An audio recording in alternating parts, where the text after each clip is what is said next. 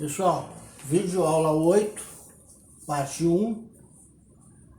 Nessa parte inicial, a gente vai falar sobre as propriedades de oposição à passagem da corrente elétrica e de facilidade à passagem da corrente elétrica. As propriedades de oposição, nós já vínhamos trabalhando com elas. Vamos recapitular a terminologia, tanto das grandezas quanto das unidades de medida dessas grandezas. E vamos introduzir aí a nomenclatura das propriedades de facilidade à passagem da corrente elétrica.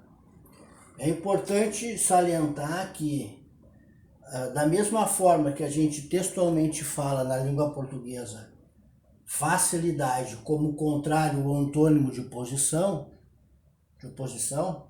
na matemática, o antônimo, o contrário, na matemática é o inverso, é 1 sobre. Então, tudo que for facilidade, matematicamente vai ser o inverso da oposição e vice-versa. A oposição, o inverso da facilidade. Aqui nós teremos uma tabela para lançar as nomenclaturas, a terminologia, onde nesta tabela nós teremos aqui 4 linhas. A primeira linha dedicada ao componente circuito resistor, a segunda ao indutor, a terceira ao capacitor e a quarta ao equivalente de uma associação qualquer. Bom, as colunas, nós temos aqui 2 macrocolunas. Uma primeira macrocoluna à esquerda dedicada à propriedade de oposição à passagem da corrente elétrica e à direita dedicada à propriedade de facilidade à passagem da corrente elétrica. Cada uma dessas macrocolunas está subdividida em 4 colunas. A primeira delas, o nome da grandeza. A segunda, o símbolo da grandeza. A terceira, o nome da unidade de medida. E a quarta, o símbolo da unidade de medida. O mesmo se repete, então, para a propriedade de facilidade à passagem da corrente elétrica. Então, vamos iniciar aqui com propriedade de oposição. Observem que nós temos aqui as denominações textuais do nome da grandeza associada à propriedade de oposição à passagem da corrente elétrica para cada um dos 4 casos aqui. Então vejamos, o resistor, a propriedade de oposição à passagem da corrente elétrica do resistor é denominada resistência. Do indutor, denominada reatância indutiva. Do capacitor, denominada reatância capacitiva. E o equivalente de uma associação qualquer, de qualquer tipo desses 3 elementos, é a nossa impedância complexa. O símbolo de cada uma dessas grandezas está apresentado aqui. A resistência é a letra R maiúscula. As reatâncias indutivas e capacitivas são simbolizadas com a letra X maiúscula e com uma segunda letra subscrita para designar se indutiva ou capacitiva, L ou C. E a nossa impedância complexa com a letra Z maiúscula. A seguir, vamos ver o nome da unidade de medida. Essas 4 propriedades de passagem de oposição à passagem da corrente elétrica tem como unidade de medida o ohm, que é o sobrenome de uma celebridade aí da eletrotécnica, né? E o símbolo da unidade de medida é a letra ômega maiúscula do alfabeto grego. Ok? Muito bem. Vamos passar agora para as propriedades de facilidade. Denominação, nome das 4 propriedades para cada um dos 4 casos aqui. O resistor tem como propriedade de facilidade a passagem da corrente elétrica a grandeza denominada condutância, cuja letra símbolo é a letra G maiúscula. O indutor e o capacitor têm como nome das propriedades de facilidade à passagem da corrente elétrica o termo susceptância. O símbolo, a letra B maiúscula, e, mais uma vez aqui, utiliza uma segunda letra símbolo subscrita para designar se indutiva ou se capacitiva, utilizando as letras L e C. E o equivalente de uma associação qualquer, nós temos a admitância, cuja letra símbolo é a letra Y. Passamos agora, então, para as unidades de medida da propriedade de facilidade. A denominação da unidade de medida da propriedade de facilidade à passagem da corrente elétrica é o Siemens, cuja letra símbolo é a letra S maiúscula, para diferenciar da letra símbolo S minúscula da unidade de grandeza tempo, né? Da unidade segundo, da grandeza tempo, certo? Bom, primeiro, é importante aqui a gente verificar que a terminologia, tanto para propriedades de oposição quanto de facilidade à passagem da corrente elétrica, elas são pertinentes, né? Propriedade de oposição, oposição é dificuldade, né? Então vejamos, resistência, resiste, reatância, reage, impedância, impede. Então, esses três termos, resistência, reatância e impedância, né, são termos que nos remetem a uma ideia de dificuldade, de oposição, certo? Da mesma forma, para as propriedades de facilidade, a terminologia também deve ser pertinente. Condutância, conduz. Suscetância é suscetível, aceitável. Admitância, admite. Mais uma vez, os três termos são pertinentes. Eles nos remetem à ideia de facilitar, conduzir, suscetível, admitir, ok? Então a terminologia é bem pertinente, aí, aderente à ideia do significado da grandeza física, né? Ok? Bom, o segundo destaque aqui é o seguinte. Vocês observam que o nome das unidades de medida, embora sejam nomes cuja origem são sobrenomes de celebridades, né? O Ohm, o Siemens, né? Eles estão escritos com letra minúscula. Isso é uma convenção do Sistema Internacional de Unidades.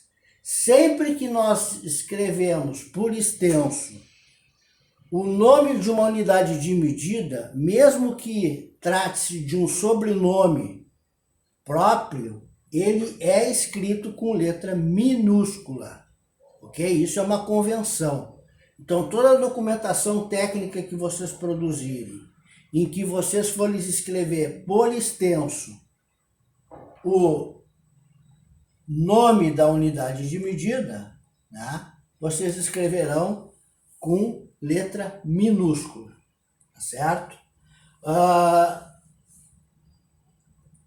Esses nomes de unidades de medidas, eles são pluralizáveis, ou seja, quando a gente estiver fazendo referência a 2 ohm, por exemplo, a gente vai, ao escrever por extenso, nós vamos utilizar o S, que fica 2 ohms.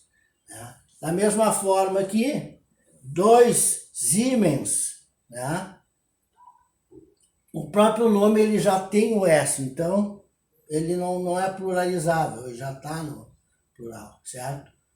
Os símbolos das unidades de medida, esses símbolos, eles não são pluralizáveis, eles são símbolos, né? Ninguém vai escrever metros, botar MS, vai confundir com milissegundo. O símbolo da unidade de medida metros, o símbolo não se pluraliza. Só se pluraliza o nome quando escrito por extenso. Ok? Bom, passamos aqui adiante. Aplicando, então, aquela definição que nós vimos inicialmente, né? Matematicamente, a propriedade de facilidade é o oposto, o inverso da oposição e vice-versa. Então, o inverso da resistência é a nossa condutância. O inverso das reatâncias indutiva e capacitiva são as nossas susceptâncias indutiva e capacitiva. E o inverso da nossa impedância é a nossa admitância, certo? Vamos ver aqui alguns exemplos. Nesses exemplos aqui, nós vamos procurar apresentar em notação retangular e notação polar. Primeiro exemplo, uma resistência de 5 ohms. Associada a uma resistência de 5 ohms, uma oposição, a passagem da corrente elétrica de 5 ohms, nós temos a nossa condutância, o inverso da resistência. Então, quando a gente fizer o inverso do número real 5, aqui é o número real, né? 1 sobre 5 vai dar 0,2 Siemens. Então, nesse primeiro momento, a gente está apresentando o valor da resistência em notação retangular. Ele é um número real puro. Ele seria 5 mais J0. Ou seja, a componente imaginária é nula, certo? Já se formos representar em notação polar, nós teremos, como é um número real, 5 ângulo de 0 grau ohm. E ao fazer o inverso, para chegar ao valor da nossa condutância G, esse 1 da inversão, ele é um número real, então o ângulo dele é 0 grau.